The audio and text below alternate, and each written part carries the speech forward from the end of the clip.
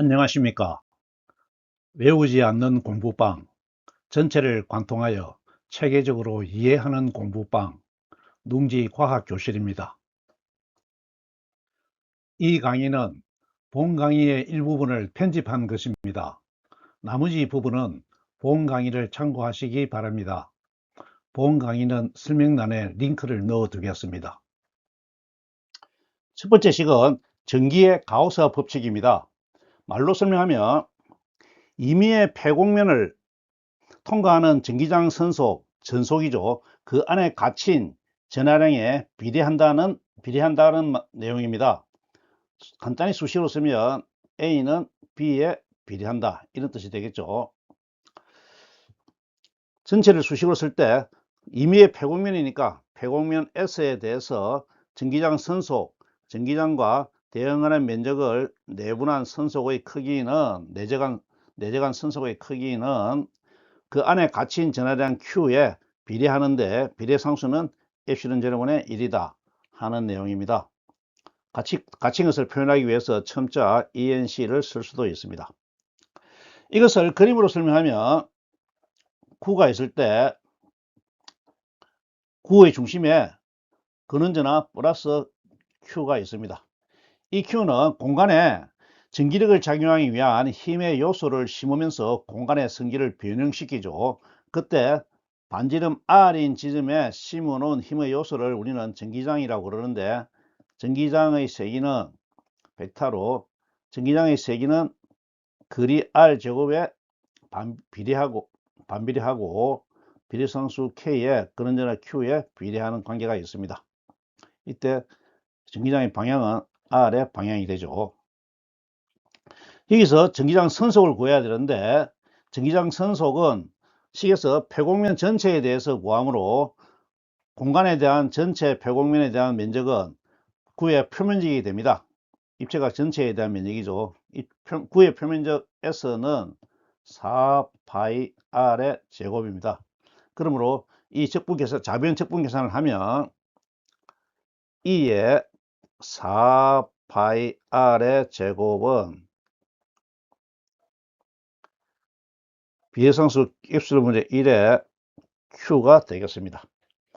이 식을 1을 구하기 4파이 R 제곱을 이항하면 이 식이 나오죠. 2는 4파이 엡실론 제로분의 1 R 제곱 뒤로 당겼습니다. R 제곱분의 Q가 되는데, 이 식이 쿨롬 법칙에서 구한 전기장의 색이 K R 제곱분의 Q와 같습니다.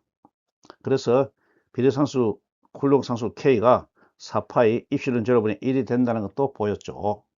이것이 전기의 가우스 법칙입니다. 근원전하 Q가 있을 때 그 Q가 공간에 심어놓은 힘의 요소를 계산하는 수식이죠. 잘 이해가 되었습니까? 두 번째 식은 자기의 가우스 법칙입니다. 이것을 말로 설명하면 임의의 폐곡면을 통과하는 자기장 선속, 이번엔 자속이죠. 자속의 크기는 전기의 가우스 법칙과 달리 항상 0이다. 그 값이 0이라는 것입니다. 이것을 수식으로 설명하면 폐곡면, 닫힌 면 S에 대해서 자기장 선속이니까 자기장에다가 대응하는 면적을 내적한 것의 크기 값은 0이다 하는 내용입니다. 이것도 간단히 그림으로 설명하면 자석은 홀극이 없으므로 자석이 있다는 이야기는 항상 N과 S가 같이 있는 다이폴, 삼각자 형태로 존재한다는 것입니다. 그리고 이렇게 삼각자가 존재하기 때문에 힘을 작용하는 이 다이폴이 공간에 자기력을 작용하는 힘의 요소를 심게 되면 전기력 같이 방사하는 것이 아니고 항상 나갔다가 돌아오는 닫혀 있는 선을 형태를 만들게 됩니다. 이때 우리는 폐곡선이기 때문에 방향을 약속을 하는데 N에서 나가서 S로 돌아오는 것을 약속을 했죠. 그러므로 이 폐곡면을 통과하는 자기장 선속을 구하면 이 잡는 폐곡면을, 이 자석을 포함하는 폐곡면을 잡게 되면 이 폐곡면의 자속은 이렇게 나갔다가 다시 돌아오게 됩니다. 그러므로 나가는 폐곡면이 있으면 들어오는 폐곡면이 있죠.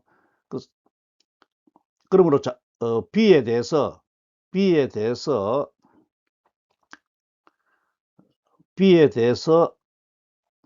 나가는 방향의 면적은 플러스를 잡으면 B에 대해서 들어오는 면적에 대해서는 마이너스 값이 됩니다. 그러므로 계산을 하게 되면 어느 자기력선이든 플러스에 대한 자속이 있으면 마이너스에 대한 자속이 생기게 됩니다. 그래서 적분이기 때문에 더하게 되면 이건 항상 0이 되는 것이죠. 그래서 자기의 가우스 법칙은 자석이 홀극이 없고 항상 삼극자로 존재하게 되면서 자기력선, 즉 공간을 변형하는 성질은 닫혀있는 폐곡선을 그리게 됩니다. 폐곡선을 그리게 됩니다. 그러므로 들어가는 것과 나가는 것이 같으므로 항상 0이 된다는 성질을 식으로 반영한 것입니다. 잘 이해가 되었나요? 세 번째 법칙은 앙페르의 법칙입니다. 말로 하면 임의의 폐곡선을 따라서, 폐곡면이 아니고 폐곡선이죠. 따라서 자기장을 선적분한 양은 폐곡선 안을 지나는 전류에 비례한다는 것입니다. 이것을 수식으로 써보면 닫힌 커브, 폐곡선에 대해서 적분을 하는데 자기장 B를 선에 따라서 내적을 하게 되면 그 크기가 그 안을 지나는 전류 I에 비례하는데 그때 비례상수를 μ0로 둔다는 것이죠. 이때 μ0의 비례상수를 우리는 진공의 투자율이라고 그럽니다. 이것을 그림으로 설명하면 전류 I가 흐를 때 전류 I는 자음으로 공간에다가 자기력을 작용하는 힘의 요소, 즉 자기장을 심습니다. 공간의 성질을 변형시키는 것이죠. 그때 만들어지는 자기력선의 형태가 원형입니다. 전류를 중심으로 원형이 되기 때문에 이런 형태로 되죠. 이 반지름 R인 경우에 되고, 반지름이 라지 R인 경우에는 좀 더 크게 이렇게 원형을 그립니다. 그때 자기력선의 방향은 오른손 법칙으로 정해지죠. 전류의 방향을 엄지손가락으로 놓았을 때 나머지 손가락이 감기는 방향이 자기력선이 움직이는 방향입니다.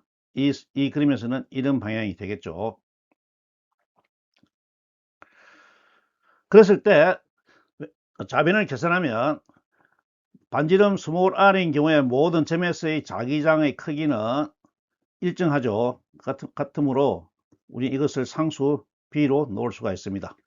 그리고 원주에 따라서 적분했을 때 선의 길이는 원주의 길이므로 2πr이 되겠습니다. 그래서 좌변식은 b 2πr이 되고 이것이 μ0i가 되는 것이죠. 우리가 구하는 목표는 자기장 b의 값을 구하는 것이기 때문에 2πr을 이항하면 2πr분의 u0i가 되어서 이런 식이 나오게 됩니다. 어떻습니까? 잘 이해가 되었습니까? 앙페르 법칙은 전류가 공간에 만드는 자기장의 크기를 직접 구하는 식이 되겠습니다. 그런데 앙페르 법칙은 수식의 모순이 발견되어서 맥스웰이 수정을 합니다. 그래서 앙페르 맥스웰 방정식을 만들지요. 우리는 뒤에서 축전기 현상을 분석하여서 직관적으로 앙페르 법칙을 수정하는 과정을 살펴보겠습니다. 이번에는 패러데이 법칙의 기전력을 수식으로 바꾸어서 맥스웰 방정식의 패러데이 법칙을 만들도록 하겠습니다. 패러데이 법칙의 자변인 기전력의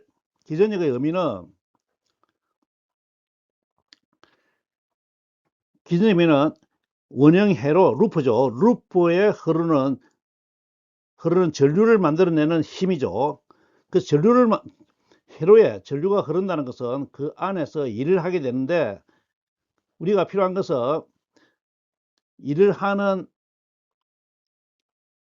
에너지 전체가 아니고 에너지에서 개의 전하를 뺀 나머지 부분이죠. 그것이 전기로 정적으로 따지면 포텐셜이 됩니다. 포텐셜이 되겠죠. 이 포텐셜을 의미가 포텐셜을 만드는 식을 적으면 되겠죠. 그때 포텐셜은 전기장, 루퍼, 주어진 루퍼에 있는 전기장을 루퍼를 따라서 선적분하게 됐을 때 그것이 회로입니다. 회로로 적분했을 때 그 값이 되는 것이죠. 그런데 이것이 0이 아닌 것이죠. 정전기에서는 앞에서 살폈습니다만 정전기에서는 보존작용으로 이것이 0이 돼야 되는데 페르데의 법칙에서 만들어진 전류가 가지고 있는 그 회로는 정전기하고 달라서 외부에서 에너지가 공급되기 때문에 0이 되지 않습니다. 그래서 그 에너지의 포텐셜이 계속 쌓이는 것이죠. 그래서 이 식을 EMF 대신에 이 식을 대체하게 되면 이런 식이 만들어집니다. 이 식이 맥스웰 방정식에서 페르데의 법칙을 나타내는 식이 되겠습니다. 이해가 되었습니까? 그림을 보면 왼쪽으로 밀었을 때 전류가 흐르죠. 그래서 이 자속의 변화, 자속의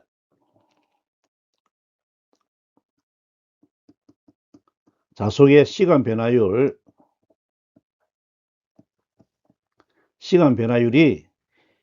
기전력을 만드는데 그 크기가 그 차원이 줄 퍼 쿨롱이기 때문에 포텐셜의 차원을 가지게 된다. 이런 이야기가 되겠습니다. 잘 이해가 되었습니까? 그림처럼 폐곡선이 만드는 면이 축전기 판 하나를 감싸고 있는 경우를 살펴보겠습니다. 이런 경우에 앙페르 법칙이 적용되는 전류는 면을 통과하는 전류여야 하는데 이런 경우에는 전류가 축전기 판에 막혀서 흐르지는 않죠. 그래서 전류 I가 0이 됩니다. 이것은 충전 중이나 충전 후도 똑같이 적용되죠. 그런데 실제로 현상 속에서는 충전 중에 자기장이 검출이 됩니다. 자기장이. 그래서 이론과 현실이 서로 모순이 생기는 것이죠. 즉 I가 제로인데 자변은 0이 아니다는 것이죠. 단 조건이 있습니다. 충전 중이죠. 충전 중에 0이 아니다는 조건이 있습니다. 충전 중에는 자변이 0이 아니게 되는 것이죠. 그러면 이것을 설명할 수 있는 뭔가 근거를 찾아야 되는데 그럼 무엇이 만들어져서 자변을 0이 아니게 만들까 할 때 우리가 그 과정을 세세하게 분석해 보면 충전이 되면 이 축전기 사이에는 전기장이 변하는데 그 전기장의 변화를 만들어내는 것은 전하입니다. 축전기에 계속 누적되는 전하죠. 계속 누적되는 전하가 가운데 전기장을 만들어내고 그 전기장의 변화는 전하양의 변화이기 때문에 그것이 전하양의 변화는 전하의 변화로 전류가 된다는 것이죠. 이해가 됩니까? 전하양의 변화가 바로 전류 역할을 한다. 이런 이야기가 되는 것입니다. 그것이 이해가 되면 우리는 전하양의 변화를 수식으로 쓰게 되면 dt분의 dd 이렇게 쓸 수가 있습니다. 이 식의 의미는 D는 가우스 법칙할 때 했는가요? 이것은 전기 변이장을 나타내죠. 전기 변이장이라서 순수한 전하양의 시간 변화율입니다. 이 전하양, 순수한 전하양을 나타내는 것이죠. 그러면 순수한 전하양이 공간에 만드는 전기장 사이에는 어떤 관계가 있냐면 T는 입실론 제로의 2였죠. 즉 진공의 유전율이 매개의 변수가 되었습니다. 따라서 이 식을 적용하게 되면 우리는 여기서 또 살펴야 될 것은 전하양의 변화가 앙페르 법칙을 설명하면서는 이 면을 통과해야 됩니다. 통과해야 될 때는 전기 전하양과 면과의 상호관계를 성립해야 되죠. 그래서 속의 개념이 적용됩니다. 그런데 전하양이 현실에서 작용하기 위해서는 전기장이 되어야 되죠. 그래서 전하양이 전기장으로 바뀌게 되고 또 면적하고 관계를 해야 됩니다. 상호작용해야 돼요. 그래서 이렇게 하게 되면 이것이 전속의 개념이 됩니다. 그래서 이 식을 이런 식으로 바꾸어 쓸 수가 있습니다. 이해가 됩니까? 이것이 바로 축전기가 충전되는 동안에 축전기 사이에 전하량의 변화가 전류의 역할을 해서 자기장을 만들어내는 원인이 된 것이죠. 원인이 된 것이다. 그래서 이것이 바로 전류와 같아. 전류와 같아 아니고 비슷하다. 이렇게 되는 것이죠. 그래서 이 전류는 앞에 말한 전도 전류와 다르기 때문에 우리가 이 전류를 첨자를 붙여서 T라는 첨자를 붙여서 구분합니다. I와 ID로. 이때 D의 의미는 앞에 했지만 디스플레이스먼트라는 뜻이죠. 변이라는 뜻입니다. 변이에 대한 해석은 여러 가지로 할 수 있는데 역사 속에서는 다른 의미를 가지게 되는데 오늘 이 설명에 있어서는 변이는 전하의 양이 바뀌는 그 변화를 나타내는 것이 변이다. 일반적으로 변이는 우리가 위치의 변화를 말하는 것이죠. 그런데 여기서는 전하량의 변화를 나타내는 것이다. 이렇게 해석하면 됩니다. 그래서 디스플레이스먼트 카런트다. 변이 전류가 되는 것이죠. 그 변이 전류가 자기장을 만들어내었다. 이렇게 되고 그것이 원인이 되기 때문에 우변식을 쓰면 매개변수 U0를 곱해서 μ0 입실론 0 D 전속 나누기 dt가 되겠습니다. 이해가 됩니까? 이 식이 바로 변이 전류가 자기장을 만드는 식이 되겠습니다. 잘 이해하시기 바랍니다. 앞에서 앙페르의 법칙의 모순을 발견하는 과정을 현상을 통해서 직관적으로 해석하였죠. 근데 전자기학 시간에는 은밀한 수학을 적용해서 그 모순을 찾아내고 식을 완성합니다. 그때는 전자기학 시간 다시 하기로 하고요. 여기서는 계속 이어서 설명하도록 하겠습니다. 일단 그림을 보듯이 축전기가 있는 곳에 전류가 흐르게 되면 충전 중입니다. 조건은 잊어버리지 마십시오. 충전 중입니다. 충전 중에는 계속해서 전하가 늘어나므로 축전기 사이에도 뭔가 흐름이 있게 된다는 것이죠. 이 흐름이 바로 변이 전류에 해당된다. 그리고 그 크기가 앞에 설명했습니다는 μ0 입실론 0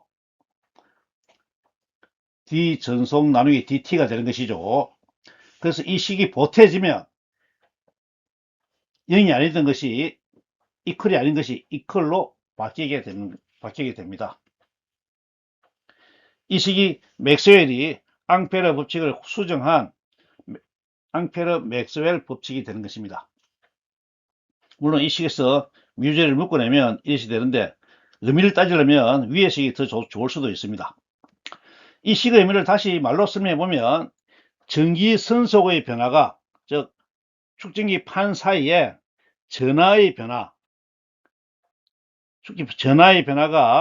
전기장의 변화를 가져오게 되고, 전기장의 변화가 면을 통과함으로써 전기 선속의 변화로 바뀌게 되는 것이죠. 그래서 전기 선속의 변화가 공간의 자기장을 유도한다 하는 결론에 도달하게 됩니다. 잘 이해되었습니까? 그럼 오늘 강의는 이것으로 마치겠습니다. 감사합니다.